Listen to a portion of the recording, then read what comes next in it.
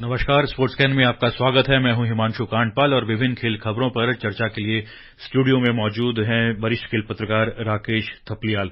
राकेश, नमस्कार, स्टूडियो में आपका स्वागत है।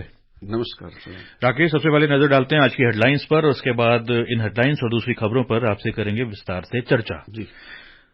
तो मुख्य समाचार हैं। भारत और वेस्टइंडीज के बीच 5 मैचों की T20 क्रिकेट श्रृंखला का दूसरा मैच गयाना में खेला जा रहा है। एशियन चैंपियंस ट्रॉफी हॉकी प्रतियोगिता में इस समय मेजबान भारत का मुकाबला मलेशिया से हो रहा है।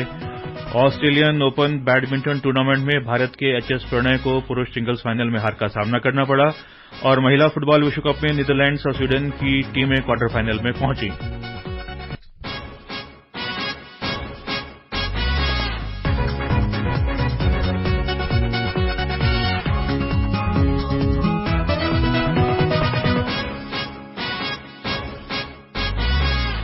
और अब खबरें विस्तार से। सबसे पहले बात क्रिकेट की।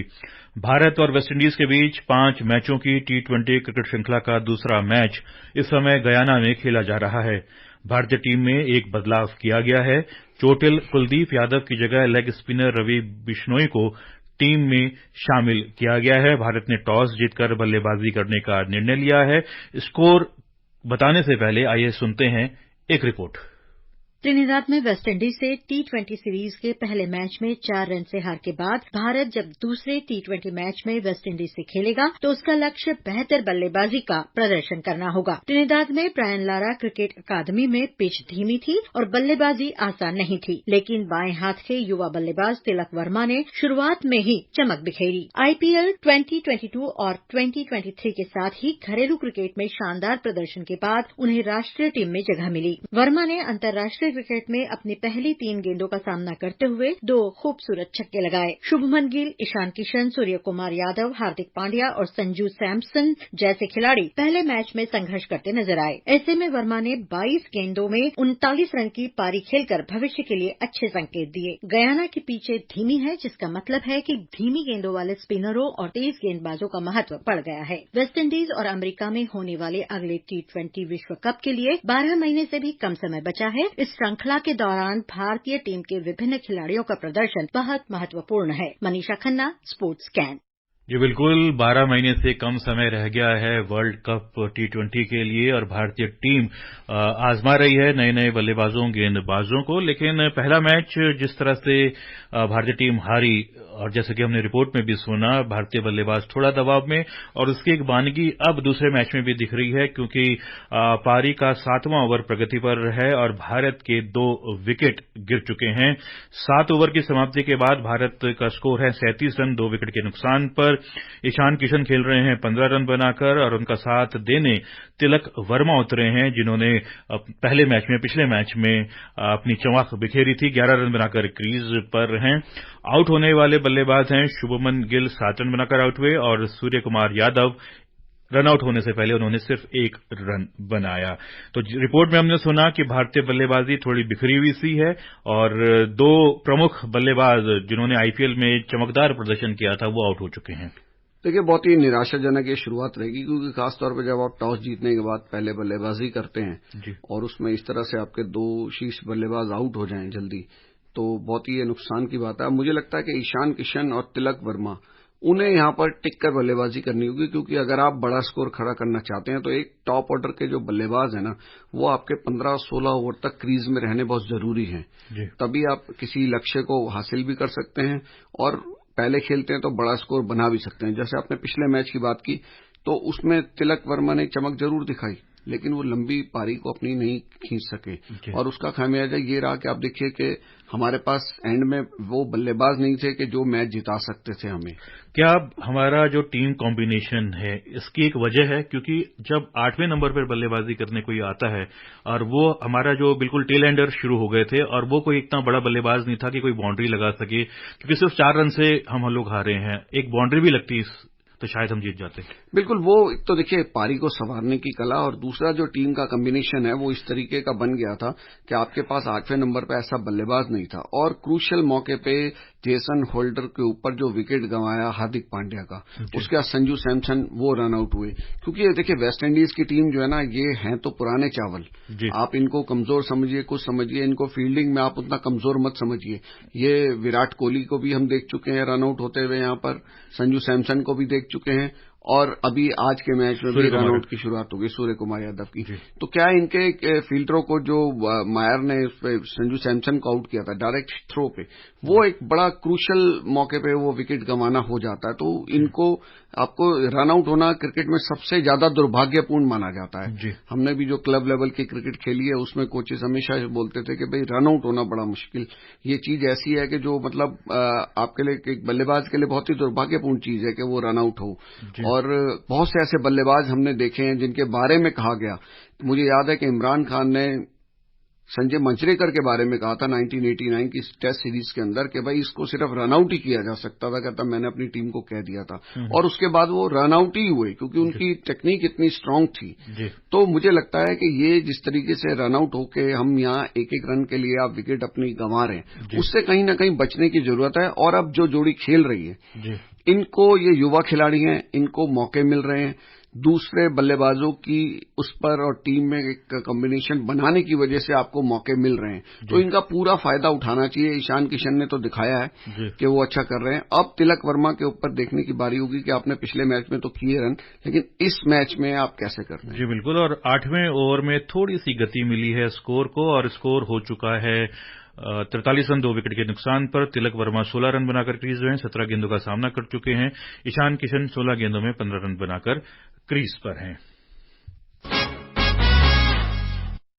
और अब बात हॉकी की। चेन्नई में एशियन चैंपियंस ट्रॉफी हॉकी प्रतियोगिता में इस समय मेजबान भारत का मुकाबला मलेशिया से हो रहा है। पेश है एक रिपोर्ट। एशिया में हॉकी की बादशाहत की जंग जारी है। टॉप टीम भारतीय सरजमी पर एशिया के ताज के लिए भिड़ रही हैं। इस कड़ी में आज दुनिया की नंबर 4 टीम भारत और नंबर 10 टीम मलेशिया आमने सामने हैं। दोनों टीम के बीच टूर्नामेंट में नंबर 1 की होड़ के लिए संघर्ष होगा। फिलहाल टूर्नामेंट में भारत और मलेशिया अपराजित हैं, लेकिन भारत का एक मैच ड्रॉ हुआ है, जिसके चलते वो अंक तालिका में मलेशिया से नीचे दूसरे स्थान पर है। भारत 2 मैच में 1 जीत और 1 ड्रॉ के साथ 4 अंकों पर है, जबकि मलेशिया दोनों मैच जीतकर 6 अंकों के साथ पहले नंबर पर है। मलेशिया जीत के साथ नंबर 1 पर बरकरार रहेगी, जबकि भारतीय टीम जीत के साथ नंबर 1 पर पहुंच जाएगी। मलेशिया एक बार भी ये टूर्नामेंट नहीं जीत पाया है, जबकि भारत ने 3 बार खिताब अपने नाम किए हैं। भारत और मलेशिया के बीच अब तक कुल 121 मैच खेले गए हैं, जिनमें 83 मैच भारत ने जीते हैं। मलेशिया ने केवल 17 मैच में ही जीत हासिल की है। दोनों टीमों के बीच 21 मुकाबले बेनतीजा रहे हैं। वहीं एशियाई चैंपियंस ट्रॉफी में भारत ने मलेशिया को 22 बार हराया है, जबकि मलेशिया ने भारत से सिर्फ 7 मैच जीते हैं। Mukesh Kumar, sports can. Asia की टॉप 6 टीम्स चैंपियंस ट्रॉफी में खेल रही हैं और राउंड रॉबिन लीग पर आधारित ये टूर्नामेंट खेला जा रहा है। और आज का मैच क्रूशियल इसलिए भी है कि दोनों टीमें टॉप 2 पर हैं, और जो ये मैच जीत जाती है उसका फाइनल में पहुंचना लगभग पक्का हो जाएगा। ये बिल्कुल काफी महत्वपूर्ण मैच है, और आज जो मैच हुए हैं मुझे लग रहा है कि वो वहाँ ड्रॉ का सिलसिला चल रहा है, और भारतीय टीम के लिए बड़ा महत्वपूर्ण रहेगा कि वो उसने, क्योंकि पिछले मैच जापान से ड्रॉ खेल लिया, हालांकि आपने ऐसी उम्मीद नहीं की जा रही थी कि भाई इस तरीके से इंडियन टीम ड्रॉ खेलेगी, और खासतौर पर जिस तरह से पेनल्टी कॉर्नर्स को कन्वर्ट करने में हम उतने मजबूत नहीं दिखाई दे रहे हैं, जबकि हमारे जो कप्तान हरमनप्रीत सिंह है वो पेनल्टी कॉर्नर के स्पेशलिस्ट हैं। और कई खिलाड़ियों ने, जो पूर्व खिलाड़ी एक्सपर्ट्स हैं, उन्होंने ये निकाला निष्कर्ष के पेनल्टी कॉर्नर स्पेशलिस्ट जब आपका कप्तान होता है तो उसको ज्यादा समय मैदान में रहना पड़ता है, तो उसका भी कहीं ना कहीं एक खामियाजा उठाना पड़ता है, और दूसरी टीमें उनकी चीजों को समझ लेती हैं, उनके कॉम्बिनेशंस को कि वो किस तरीके से मारते हैं। तो मुझे लगता है कि वो एक फैक्टर हो सकता है, लेकिन किसी न किसी तरह से आपको पेनल्टी कॉर्नर में गोल तो करने ही पड़ेंगे, क्योंकि जब आप पेनल्टी कॉर्नर लेने में इतने सफल हो रहे हैं कि आपने 15 पेनल्टी कॉर्नरों में से एक मैच में तो एक ही गोल किया है ना, तो ये बड़ा एक नुकसान की बात है कि इतने पेनल्टी कॉर्नर लेके आप गोल में नहीं बदल पा रहे हैं। तो मुझे लगता है कि फील्ड गोल की तरफ भी ध्यान देना होगा। सारा ध्यान खाली पेनल्टी कॉर्नर अर्जित करने पे लगाने से बात नहीं बनेगी। जी बिल्कुल, और फील्ड गोल पर ध्यान देना होगा, और पेनल्टी कॉर्नर कन्वर्जन एक भारत की समस्या हमेशा से रही है, और उस समस्या पर भी काबू पाना पड़ेगा। बहरहाल जो मैच है भारत और मलेशिया के बीच वो शुरू होने वाला है और आज 2 मैच और खेले गए थे। पहले मैच में चीन और दक्षिण कोरिया के बीच मैच 1-1 से बराबरी पर समाप्त हुआ और दूसरा मैच पाकिस्तान और जापान के बीच खेला गया। मुकाबला 3-3 से ड्रॉ रहा। इस मैच में हाफ टाइम तक पाकिस्तान ने 2-1 की बढ़त बनाई हुई थी। आपने भी जिक्र किया कि आज के 2 मैच ड्रॉ हुए थे और सबसे बड़ा अचंभा जो रहा वो चीन और दक्षिण कोरिया के बीच 1-1 से जो मैच बराबरी पर समाप्त हुआ। नहीं, बिल्कुल ये बहुत बड़ी बात है क्योंकि चीन को उसके जो पिछले 2 मैच हुए उसमें बड़ी हार का सामना करना पड़ा है। भारत ने तो 7-2 से हराया था। तो मुझे लगता है कि ये बड़ा मुझे मतलब अटपटा सा लग रहा है कि ऐसा कि कोरिया की टीम के साथ जो चीन ने ड्रॉ खेला या तो 2 हार के बाद, बड़ी हार के बाद उनके खेल में काफी सुधार हुआ या कोरियाई टीम के खेल में जो है थोड़ी सी गिरावट नजर आई होगी। लेकिन ये काफी महत्वपूर्ण है कि आज के ये जो मैच जो ड्रॉ हो रहे हैं ना, और अगर आज हम कहीं ड्रॉ खेल गए मलेशिया के साथ तो ये ड्रॉ आगे जाके हमें नुकसान कर सकते हैं। और अंक तालिका में मलेशिया पहले जबकि भारत दूसरे स्थान पर बना हुआ है। भारत ने पहले मैच में चीन को 7-2 से हराया था जबकि दूसरे मैच में उसने जापान के साथ 1-1 से ड्रॉ खेला।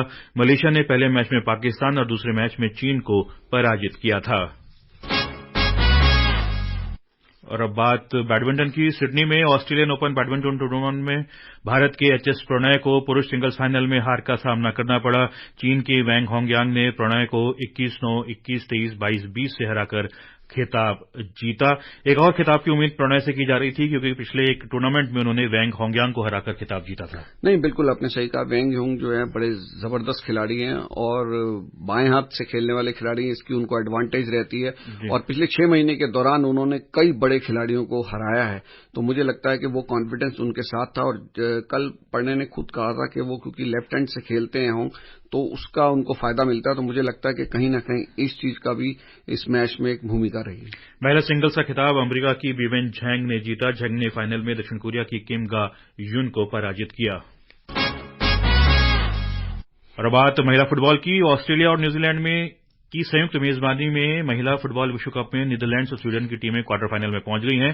प्री क्वार्टर फाइनल में आज नीदरलैंड्स ने दक्षिण अफ्रीका को 2-0 से हराया। स्वीडन ने अमेरिका को पेनल्टी शूटआउट में 5-4 से पराजित किया। निर्धारित समय तक दोनों टीमें गोल रहित बराबरी पर थीं। स्पेन और जापान की टीमें पहले ही क्वार्टर फाइनल में पहुंच चुकी है। तो कुल मिलाकर क्वार्टर फाइनल की तस्वीर आधी तस्वीर तो साफ हो चुकी है। नहीं, बिल्कुल। और बड़ा ये निराशाजनक ये बात रही है कि भाई अमेरिका की टीम जो कि पिछली चैंपियन थी वो और वर्ल्ड नंबर 1 टीम वो जो है आपका लीग दौर से उसका सिलसिला खत्म हो गया और पहली बार ऐसा हो रहा है कि वो सेमीफाइनल तक नहीं पहुंच पाई। और इस लीग मुकाबलों में भी देखें तो उन्होंने खाली वियतनाम को हराया, नीदरलैंड से भी उनको ड्रॉ खेला, पुर्तगाल के साथ भी गोललेस ड्रॉ रहा और अमेरिका की टीम इस मैच में देखिए 90 मिनट तक हावी रही। उसके बाद क्योंकि जो स्वीडन की गोलकीपर है जकीरा मुसोविच, उन्होंने उसको रोकने में उनके फॉरवर्डों को बड़ी भूमिका निभाई।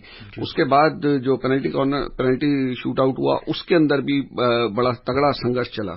प्रतियोगिता में कल क्वार्टर फाइनल में इंग्लैंड का मुकाबला नाइजीरिया से और ऑस्ट्रेलिया का डेनमार्क से होगा। बर्लिन में विश्व तीरंदाजी चैंपियनशिप में भारत 3 स्वर्ण पदक सहित कुल 4 पदक जीतकर शीर्ष पर रहा। उसे 1 कांस्य पदक भी मिला। शुक्रवार को महिला कंपाउंड टीम वर्ग में भारत ने मैक्सिको की टीम को हराकर स्वर्ण पदक जीता। ये किसी भी वर्ग में तीरंदाजी विश्व चैंपियनशिप में भारत का पहला स्वर्ण पदक है। कल महिला कंपाउंड व्यक्तिगत स्पर्धा में अदिति गोपीचंद स्वामी ने मैक्सिको की आंद्रिया बेस्टर्रा को हराकर स्वर्ण पदक हासिल किया। इस स्पर्धा में ज्योति सुरेखा वेन्नम ने कांस्य पदक जीता। पुरुषों की कंपाउंड व्यक्तिगत स्पर्धा में ओजस देवताले स्वर्ण पदक हासिल किया। दक्षिण कोरिया 2 स्वर्ण और 1 कांस्य पदक जीतकर दूसरे स्थान पर रहा। जर्मनी को तीसरा स्थान मिला, उसको 1 स्वर्ण 1 रजत पदक मिला। चीन के चेंगडू में चल रहे 31वें वर्ल्ड यूनिवर्सिटी गेम्स में भारत 11 स्वर्ण, 5 रजत और 10 कांस्य सहित कुल 26 पदक लेकर चौथे स्थान पर है। 2 वर्ष पर होने वाला यह आयोजन कोविड के कारण वर्ष 2021 में नहीं हो सका था। और अब बात जूडो की। एशियाई खेलों के संभावित खिलाड़ियों में शामिल जूडो खिलाड़ी जसलीन सिंह सैनी पिछले महीने ताइपे ओपन के दौरान 2 परीक्षण में प्रतिबंधित दवा के सेवन के दोषी पाए गए हैं। अब उनका एशियाई खेलों की जूडो टीम, भारतीय जूडो टीम में शामिल होने पर सवाल खड़े हो गए हैं। बहरहाल समय नहीं है कि इस पर और दूसरी खेल खबरों पर अपने मेहमान के साथ हम चर्चा जारी रखें। श्रोताओं, आज हमने आमंत्रित किया था राकेश थपलियाल को। राकेश, आपने समय निकाला, स्टूडियो में आए, हमसे बातचीत की, इसके लिए आपका बहुत बहुत धन्यवाद। शुक्रिया आपका। बहरहाल मुझे अनुमति दीजिए। नमस्कार।